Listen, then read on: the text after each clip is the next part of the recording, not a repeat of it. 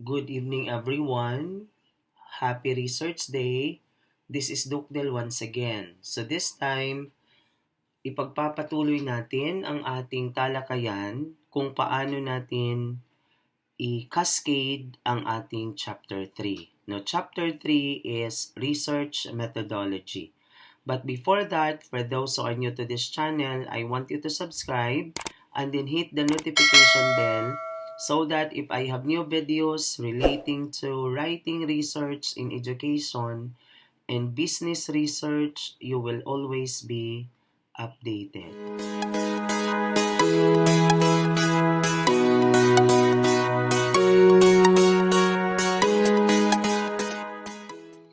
Okay, so again, tonight, this is our focus. Okay, this is on chapter 3. And then the title of chapter 3 is Research Methodology. No? Okay, so research methodology, and then we are going to bold this one. So prior to the presentation of the elements that will complete your research methodology, you have to provide first an introductory statement. So this chapter presents the research design, research locale, research respondents, and sampling technique,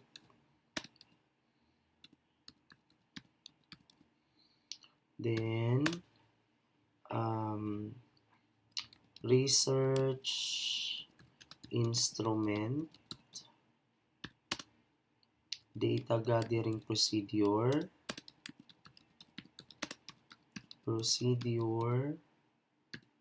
ethical considerations, and statistical treatment. Okay. And then we have to indent, no? One tab yan. So, however, no, in qualitative, this will be research participants and sampling technique, and this is treatment of data, no? So, yun lang ang kaibahan if you are writing a quantitative and qualitative research. Okay. So, the first element that we are going to focus is the research design. Okay, so research design. So this is the first element or the first side heading under chapter 3. So how are we going to do this? Okay.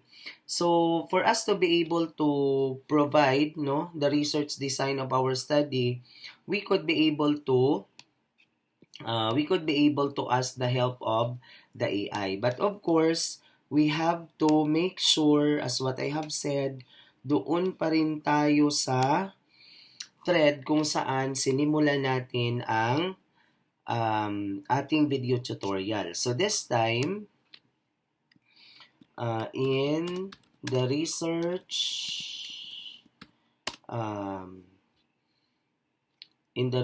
presented above, provide a discussion of the research design. Okay. And then, do it this way. Okay. So, this study will utilize, and then the design is, this is descriptive, correlational research design, and provide also the reason why this design is appropriate in this study. Okay, so as what I have said, all of our discussion is actually based on or integrated with AI. So it's up to you now. How are you going to cascade this in your manuscript? Okay. So ang gagawin natin dito, rewrite this in a paragraph form. Okay, so that tulungan tayo ni AI na i-rewrite ito in paragraph form. Okay, so balik tayo dito, no? Balik tayo dito. So the research design, di ba?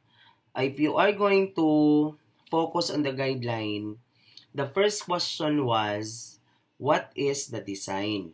No? So, ito yung gagawin natin. This study will use a descriptive correlational research design. Okay. So, with this presentation, nasagot na natin kung ano ang design. No? What is the design? Or mention the design. Second, we are going to answer the utility of the design. So, when we talk about to answer the utility of the design, we're going to provide an explanation why it is descriptive and at the same time it is correlational. So, ito yung gagawin natin. It is descriptive since the researchers will describe the demographic profile of the respondents in terms of age, income, educational status, marital status,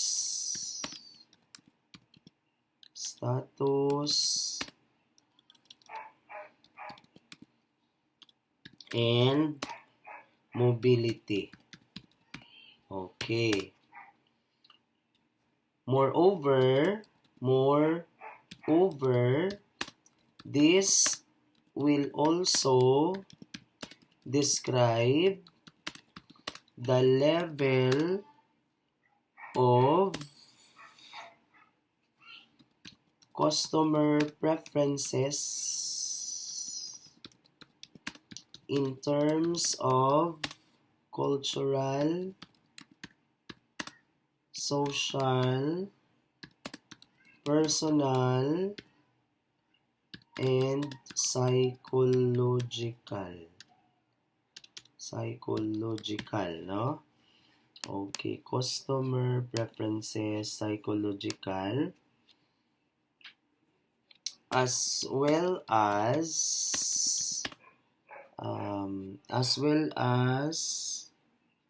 the customer satisfaction in terms of product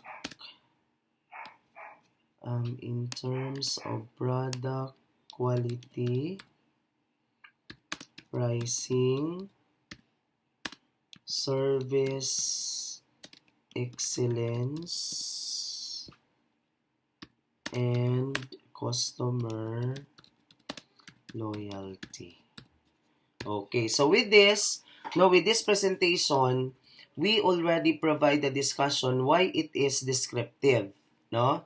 Why it is descriptive. So this time, we are going to provide the discussion at the same time why it is correlational. Okay. So, why it is correlational, no? If your research design is correlational, no? Descriptive correlational. But if your design is descriptive evaluative, so you should have also to give the reason why it is descriptive, why it is evaluative, why your study is pure qualitative, pure descriptive, so that it will give a glance to the readers how you utilize the design in the context of your study. So at the same time,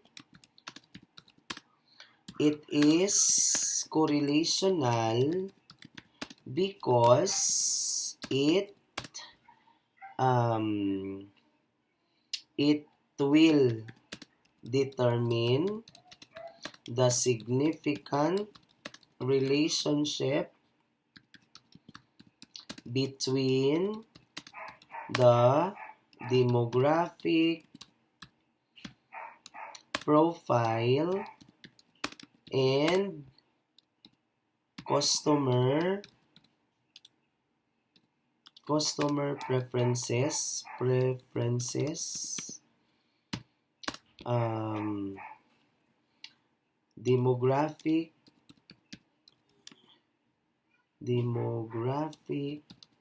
profile and customer satisfaction. Okay, demographic profile and customer and the level of customer preferences and satisfaction. Okay. So, nandyan na. And then, the last question is why this design is appropriate in the study. So, titingnan natin dito because we asked the AI a while ago why this is design is appropriate, no, in the conduct of the study. So, andito siya, no, nagbigay siya nga this design. Okay, so Control V, Control A, then Control V. Okay, so meron siyang binigay. Sabi niya dito, this design is particular fitting as it examines real-world phenomena without, no, as it examines,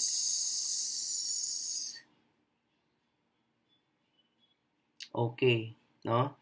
So, kailangan nating basahin kasi, okay, andito lang siya, no? Ito, mas mabuti ito. Okay. So, we have to remove this one kasi hindi tama yung nakuha natin. So, dapat tama talaga. Kaya, kailangan nating basahin. So, this approach is ideal, no? Sabi dito, this approach is ideal because it allows researchers to describe and measure customer preferences and satisfaction levels while exploring the relationship between these factors and other variables like demographics. Data will be collected through surveys and descriptive statistics along with correlational analysis. So, there is a section intended for this. So, dapat tanggalin na yan. So, hanggang dito na lang tayo, no? So, measure relationship between these factors and other variables like demographics. Okay, so if you try to look at this, nandito na yung first question, no? Nandito na yung first question, what is the design? Pangalawa, the utility of the design. Ito yon. We explain, no? We explain the utility of the design. And then the third one is why the design is appropriate. Okay. So with this, your research design is now appropriate, no? Or we have now our research design. So if you are not contented with this, punta tayo sa AI and then sabihin natin na Um, okay. Paraphrase. Paraphrase paraphrase this one. Okay. So, paste lang natin. And then yan. No? Para ma-paraphrase natin. So, andito, medyo mano siya. This research will employ a descriptive correlational approach. This descriptive aspect will involve profiling of student respondents based on income, blah, blah, blah.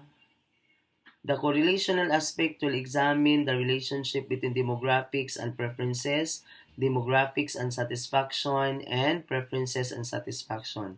This design is well suited as it facilitates both the description and measurement of customer preferences and satisfaction while investigating their connections to the demographic and each other. So, pwede mo siyang paraphrase, no, sa AI. However, for me, no, para sa akin, okay na po ito.